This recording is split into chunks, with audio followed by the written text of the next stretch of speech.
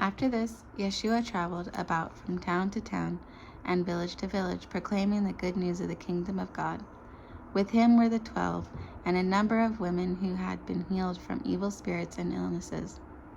Miriam, called Magdalene, from whom 7 demons had gone out, Johanan, the wife of Herod's finance minister Chuza, Shoshana, and many other women who drew on their own wealth to help him. After a large crowd had gathered from the people who kept coming to him from town after town, Yeshua told this parable. A farmer went out to sow his seed. As he sowed, some fell along the path and was stepped on, and the birds flying around ate it up. Some fell on the rocks, and after it sprouted, it dried up from lack of moisture. Some fell in the midst of thorns,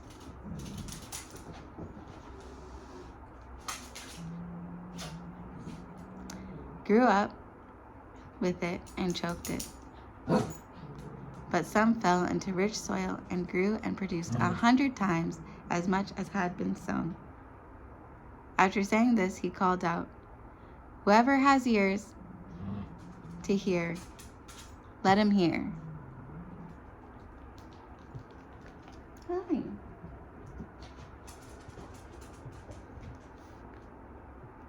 His Talmudim asked him what this parable might mean, and he said, "To you it has been given to know the secrets of the kingdom of God.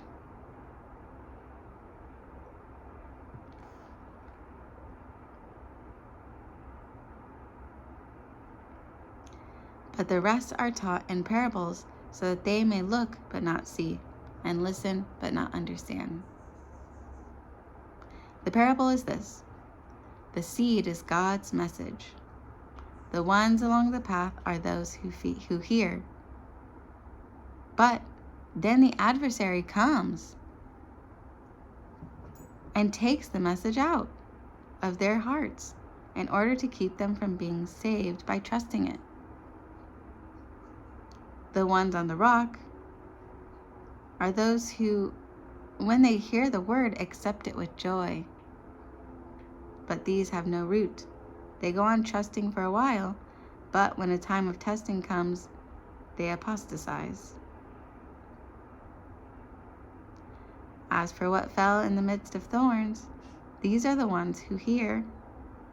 But as they go along, worries and wealth and life's gratifications crowd in and choke them, so that their fruit never matures. But what fell in rich soil, these are the ones who, when they hear the message, hold on to it with a good, receptive heart, and by persevering, they bring forth a harvest. No one who has lit a lamp covers it with a bowl or puts it under a bed. No, he puts it on a stand, so that those coming in may see the light. For nothing is hidden that will not be disclosed. Nothing is covered up that will not be known and come out into the open. Pay attention then to how you hear. For anyone who has something will be given more. But from anyone who has nothing, even what he has will be taken away.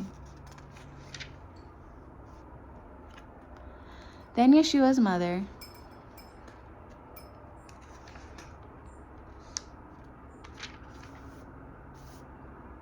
and brothers came to see him, but they couldn't get near him because of the crowd. It was reported to him, "Your mother and your brothers are standing outside and want to see you." But he gave them this answer: "My mother and brothers are those who hear God's message and act on it." One day, Yeshua got into a boat with his Talmudim and said to him, "Let's cross to the other side of the lake." So they set out, and as they were sailing, he fell asleep. A windstorm came down on the lake, so that the boat began to fill up with water, putting them in great danger. They went and woke him, saying, "Rabbi, Rabbi, we're about to die." He woke up, rebuked the wind and the rough water, and they calmed down so that it was still. Then he said to the Talmudim, "Where is your trust?" Awestruck, they marveled, asking one another, "Who can this be, that he commands even the wind and water, and they obey him?" They sailed on and landed in the region of the Gerasenes, which is opposite the Galil. As Yeshua stepped ashore, a man from the town who had demons came to meet him. For a long time he had not worn clothes, and he lived not in a house, but in the burial caves. Catching sight of Yeshua, he screamed, fell down in front of him, and yelled, "Yeshua, Son of God, Ha-Elyon, what do you want with me? I beg you, don't torture me." But Yeshua had ordered the unclean spirit to come out of the man. It had often taken hold of him. He had been kept under guard, chained hand and foot, but had broken the bonds and been driven by the demon into the desert. Yeshua asked him, "What is your name?" "Legion," he said, because many demons had entered him. They begged Yeshua not to order them to go off into the bottomless pit. Now, there was a herd of many pigs feeding on the hills, and demons begged him to let them go into these. So he gave them permission. The demons came out of the man and entered the pigs, whereupon the herd rushed down the hillside into the lake and were drowned. When the swineherd saw what had happened, they fled and told it in the town and in the country, and the people came out to see for themselves. They came to Yeshua and found the man out of whom the demons had gone, sitting, dressed, and in his right mind, at the feet of Yeshua, and they were frightened. Those who had seen it told how the formerly demonized man had been delivered. Then all the people of the Gerasene district asked him to leave them, for they had been seized with great fear. So he boarded the boat and returned. The man from whom the demons had gone out begged that he might go with him, but Yeshua sent him away, saying, "Go back to your home and tell how much God has done for you." He went away proclaiming throughout the whole town how much Yeshua had done for him. When Yeshua got back, the crowd welcomed him, for they were all expecting him. Then there came a man named Yair, who was president of the synagogue. Falling at Yeshua's feet, he pleaded with him to come to his house, for he had an only daughter about 12 years old, and she was dying. As he went, the crowds on every side virtually choking him. A woman who had a hemorrhage for 12 years could not be healed by anyone, came up behind him and touched the tzitzit on his robe. Instantly, her hemorrhage stopped. Yeshua asked, "Who touched me?" When they all denied doing it, Kepha said, "Rabbi, the crowds are hemming you in and jostling you." But Yeshua said, "Someone did touch me, because I felt power go out of me."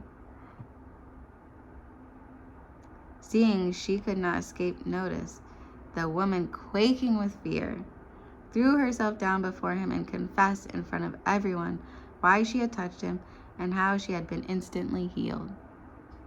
He said to her, "My daughter, your trust has saved you. Go in peace." While Yeshua was still speaking, a man came from the synagogue president's house. "Your daughter has died," he said. "Don't bother the rabbi anymore." But on hearing this, Yeshua answered him, "Don't be afraid. Just go on trusting, and she will be made well." When he arrived at the house, he didn't allow anyone to go in with him except Kepha, Yochanan, Yaakov, and the child's father and mother. All the people were wailing and mourning for her, but he said, "Don't weep. She hasn't died. She's sleeping." They jeered at him since they knew she had died, but he took her by the hand, called out, "Little girl, get up." And her spirit returned. She stood up at once, and he directed that something be given to her to eat. Her parents were astounded, and he instructed them to tell no one what had happened.